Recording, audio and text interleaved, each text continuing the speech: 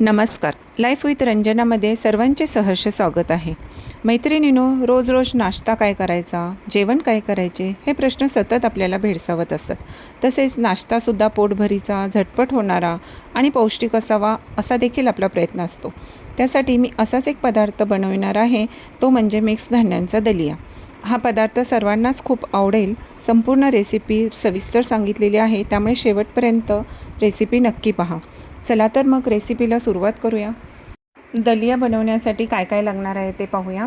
इथे मी काही धान्य घेतलेले आहेत. 4 प्रकारची धान्य आहेत. त्यामध्ये आहे तांदूळ, बाजरी, त्यानंतर अख्खे हिरवे मूग आणि गहू. हे 4 धान्य मी समप्रमाणात घेतलेले आहेत. इथे मी पाव किलोच्या वजनाने सर्व साहित्य घेतलेलं आहे. त्याचबरोबर 4 टेबलस्पून तीळ आणि 2 टेबलस्पून ओवा घेतलेला आहे. आता काय करायचे आहे, एका गॅसवरती मी एक जाड बुडाची कढई ठेवलेली आहे आणि हे प्रत्येक धान्य आपल्याला चांगल्या प्रकारे भाजून घ्यायचे आहे. कच्चेही नाही ठेवायचे आणि जास्त खरपूसही नाही भाजायचे. मध्यम स्वरूपात हे धान्य भाजून घ्यायचे आहे बारीक गॅसवरती. अशा प्रकारे म्हणजे आता हिरवे मूग भाजून झालेले आहेत आणि हे प्रत्येक धान्य आपण सेपरेट काढून ठेवायचे आहे. हिरवे मूग भाजून झाल्यानंतर आता मी बाजरी भाजणार आहे. बाजरीसुद्धा आपल्याला अशाच प्रकारे मध्यम गॅसवरती किंवा बारीक गॅसवरती भाजायची आहे. प्रत्येक धान्याला 3 ते 4 मिनटे वेळ लागणार आहे. अशा प्रकारे पेशन्सने हे काम करायचे आहे. आणि बाजरी भाजून झालेली आहे. त्याचबरोबर आता आपल्याला तांदूळ भाजून घ्यायचे आहेत. अशा प्रकारे सर्व धान्य जर आपण भाजून घेतली तर दलिया पचायला सोपा जातो आणि त्याची चवही छान लागते. त्याचबरोबर आपण जेव्हा हा साठवून ठेवतो डब्यामध्ये, तेव्हा त्याला कीड अळी काहीही लागत नाही. त्यामुळे व्यवस्थित भाजून घ्यायचे आहे सर्व धान्य. आता मी गहू भाजत आहे. गव्हाला थोडा जास्त वेळ लागतो, पण बारीक गॅसवरती सुद्धा गहू भाजायचा आहे. प्रत्येक गव्हाचा दाणा असा छान फुलला पाहिजे. पहा, माझा गहू भाजून झालेला आहे. 4 ते 5 मिनटं लागलेले आहेत मला गहू भाजायला. हे सर्व साहित्य मी असं सेपरेट काढून ठेवलेलं आहे. आता गॅस बंद करायचा आहे आणि या गरम कढईमध्येच तीळ आणि ओवा टाकून थोडा वेळ परतून घ्यायचा आहे. त्याला जास्त वेळ भाजायची गरज नाही. गॅस बंदच ठेवायचा आहे आणि ह्या गरम कढईमध्येच आपल्याला ह्या गोष्टी थोडा वेळ ठेवायच्या आहेत. त्यामुळे छान कुरकुरीत होतील. आता हे सर्व धान्य आपल्याला छान थंड होऊन द्यायचं आहे. पूर्णपणे थंड झाल्याशिवाय बारीक करायला घ्यायचे नाही. तर माझं धान्य सर्व थंड झालेलं आहे आणि मी प्रत्येक धान्य सेपरेट असं बारीक करणार आहे. पहा, असं जाडसर बारीक करून घ्यायचे आहे. आणि हे वाटलेलं धान्य आता आपल्याला एका भांड्यामध्ये ओतायचं आहे. भांडं थोडंसं मोठं घ्यायचं, जेणेकरून सर्व धान्य मावेल आणि आपल्याला एकत्र मिसळता येईल. अशा प्रकारे सर्व धान्य मी जाडसर वाटून घेतलेले आहेत. पल्स मोडवरती बंद चालू मिक्सर करून आपल्याला हे धान्य वाटून घ्यायचे आहे. जर धान्य बारीक झाले चुकून तर आपला दलिया बरोबर सरसरीत शिजला जात नाही आणि गाठी होण्याची शक्यता असते. म्हणून हे धान्य वाटतानाच काळजी घ्यायची आहे की धान्य जाडसरच वाटले गेले पाहिजे. अशा प्रकारे सर्व साहित्य मी जाडसर वाटून घेतलेले आहे. पहा, गहू पण जाडसर वाटलेला आहे.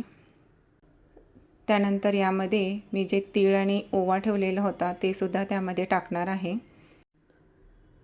ओवा टाकल्यामुळे हा दलिया पचायला हलका जातो. त्याचबरोबर तीळ टाकल्यामुळे आपल्याला कॅल्शियमची कमतरता भरून निघते. आणि आता हे सर्व साहित्य आपल्याला अशा प्रकारे छान एकत्रित करून घ्यायचे आहे. हाताच्या साहाय्याने आपण हे असं छान एकत्रित करून बघा, आपला हा दलिया कसा जाडसर झालेला आहे. मस्तपैकी असा दलिया वाटून घेतला पाहिजे. आता हे सर्व साहित्य मी एका डब्यात ठेवलेले आहे आणि पूर्ण थंड झाल्यानंतर त्याला झाकण लावून ठेवायचे आहे. आणि जेव्हा कधी आपल्याला दलिया बनवायचं असेल तेव्हा त्यातून आपल्याला तो काढून घ्यायचा आहे. आता मी या वाटीच्या साहाय्याने हा 1 वाटी दलिया बनवणार आहे. हा दलिया जो मी घेतलेला आहे तो 2 माणसांना बरोबर नाश्त्याला पुरतो. आता त्यामध्ये मी थोडेसे शेंगदाणे टाकणार आहे. आवडीनुसार तुम्ही भाज्याही टाकू शकता. आता एक गोष्ट लक्षात ठेवायची आहे, मी ज्या वाटीने हा दलिया मोजून घेतलेला आहे त्याच्याबरोबर 5 पट पाणी टाकायचे आहे. मी 1 वाटी दलिया घेतलेला तर मी 5 वाट्या पाणी टाकणार आहे.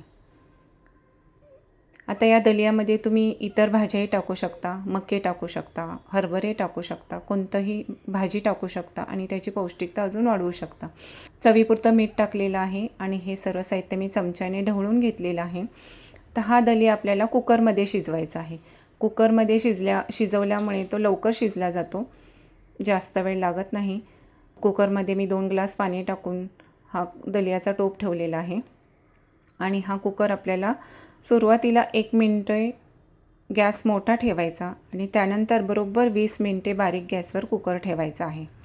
आता मी शिट्या मोजणार नाही, पण 20 मिनिटे बरोबर मी हा दलिया ठेवलेला आहे.